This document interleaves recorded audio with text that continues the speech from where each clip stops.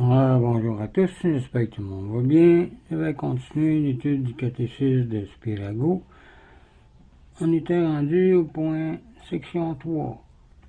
On avait dit que le nom de chrétien, christianisme, qui veut dire oint, parce que intérieurement nos âmes ont reçu l'onction du Saint-Esprit, comme nos corps l'ont reçu extérieurement dans le baptême. De plus, notre vocation est de devenir semblable à Jésus-Christ. Romains 8, verset 29. Donc, on continue avec le même sujet. Donc, commençons avec un signe de croix. Au nom du Père, du Fils et du Saint-Esprit. Amen. Ce nom ne vient pas des hommes. Il vient de Dieu, disait Grégoire de Nazianze. Nous ne tenons notre nom ni d'un roi temporel, ni d'un ange, ni d'un archange, ni d'un séraphin, mais de leur roi à tous, c'est-à-dire Dieu. Saint Jean Chrysostome dit cela. Le titre de chrétien est aimé par Dieu, mais méprisé par les vicieux et les orgueilleux, disait saint Théophore d'Antioche. Mais un vrai catholique, c'est celui-là seul qui, étant baptisé et membre de l'Église, s'efforce sérieusement d'arriver à la vie éternelle par la sainteté de sa vie, et qui par conséquent croit aux doctrines de l'Église, qui garde les commandements de Dieu et de l'Église, et qui reçoit les sacrements et prie Dieu selon la manière prescrite par Jésus-Christ. On n'est donc pas un chrétien quand on ne sait même pas la doctrine chrétienne. On est alors dans le cas d'un individu qui se donne comme peintre ou comme médecin et n'entend rien à son art. On n'est pas non plus vraiment chrétien quand on ne vit pas d'après la morale du Christ, disait Saint Justin, qui disait aux Juifs, « Si vous êtes les fils d'Abraham, faites aussi les œuvres d'Abraham, » disait Jésus dans Jean 8, verset 39, ce qui signifie pour nous, si vous voulez être chrétien, faites aussi les œuvres des chrétiens. Ça veut dire, aimez-vous les uns les autres et pratiquez les commandements. Une vie mauvaise nous fait perdre le titre de chrétien, disait Salvien. Si donc nous voulons être chrétiens, vivons comme le Christ, de Saint Grégoire de Nazianze, et voir Colossiens, chapitre 3. Un vrai chrétien est celui qui est doux, bon, miséricordieux à l'égard de tous, qui partage son pain avec les pauvres, disait saint Augustin. Le Christ dit lui-même qu'on reconnaîtra ses disciples à leur charité envers les prochains. Voir Saint Jean 13, versets 34 et 35, 1 Jean 4, verset 7, Matthieu 5, versets 43-47, et 1 Jean 3, versets 13 à 24, ou Jean 15, versets 12 et 13, etc., et qui est par conséquent comme l'uniforme du chrétien. Un chrétien qui ne reçoit pas les sacrements, qui ne prie pas, ressemble à un soldat sans armes, un artisan qui n'exerce pas son métier de bonne façon. À notre époque, hélas, il n'y a que trop de chrétiens qui ne méritent pas leur nom. Ils portent ce titre parce qu'ils ont reçu le baptême et en ont un extrait, mais vivent comme des païens du monde. On pourrait les appeler des chrétiens sur le papier ou des païens chrétiens.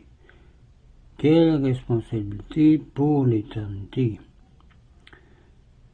D'un champ mieux labouré, on est en droit d'attendre des fruits plus abondants et meilleurs.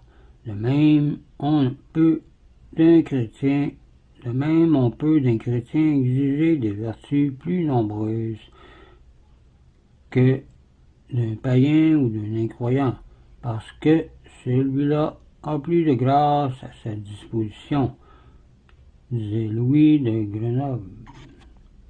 Chaque catholique a des droits et des devoirs. Il a droit aux moyens de sanctification de l'Église et a l'obligation d'obéir au chef de l'Église dans les choses de la religion, de contribuer aussi à leur entretien ainsi qu'aux frais du culte divin, comme certains versets le disent, de pourvoir à ceux qui prêchent la parole. Le catholique peut donc exiger qu'on lui prêche la parole de Dieu, qu'on lui administre les sacrements, qu'on le laisse participer aux offices divins et a droit à la sépulture ecclésiastique, etc. L'Église ne force personne à en faire partie pourtant, mais quiconque y entre librement ou y reste est tenu de se soumettre à ses lois, afin de ne pas entraîner le désordre. En certains cas, la désobéissance aux lois de l'Église peut entraîner l'excommunication, c'est-à-dire l'exclusion de l'Église. L'excommunié perd tout droit au bien spirituel de l'Église, à la participation aux offices, à la réception des sacrements, à une fonction ecclésiastique, à la sépulture chrétienne. Il n'a plus part aussi aux prières, aux bénédictions de l'Église. Voir 1 Colossiens 1, verset 1-29. L'excommunication est encourue ipso facto par certains crimes, par exemple l'apostasie, l'entrée dans la franc-maçonnerie, le duel, etc. Pie IX, 12 octobre en 1869, qui dit ça. D'autrefois, elle n'est encourue d'après une sentence portée par l'autorité ecclésiastique et précédée de monition canonique et d'un procès régulier. C'est ainsi que Pie IX excommunia les évêques vieux catholiques Reinken en 1896 et Herzog, que l'archevêque de Munich excommunia. Le prévôt d'Ollinger en 1871. Déjà saint Ambroise avait exclu de l'Église l'empereur Théodose, parce que celui-ci avait fait massacrer par ses soldats 7000 habitants de Thessalie, qu'il avait attirés au cirque sous prétexte de jeu public en 390. Théodose ayant invoqué l'exemple de David, comme j'ai dit, Théodose ayant invoqué l'exemple de David, Ambroise lui répliqua: vous avez imité David dans le crime, imitez-le aussi. dans la pénitence et il ne le reçut de nouveau dans sa communion qu'après une sévère pénitence.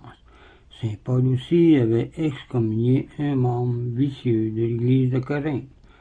Voir 1 Corinthiens 5, verset 5. Donc l'Église a les mêmes droits que la société civile, qui punit certains crimes de la peine du bannissement. On exclut aussi des écoles les élèves incorrigibles, etc. Ce serait tout pour cette vidéo. La prochaine fois, on va commencer section 4. Fondation et extension de l'Église. Donc, je vous laisse là-dessus. Je vous dis au revoir et union prière.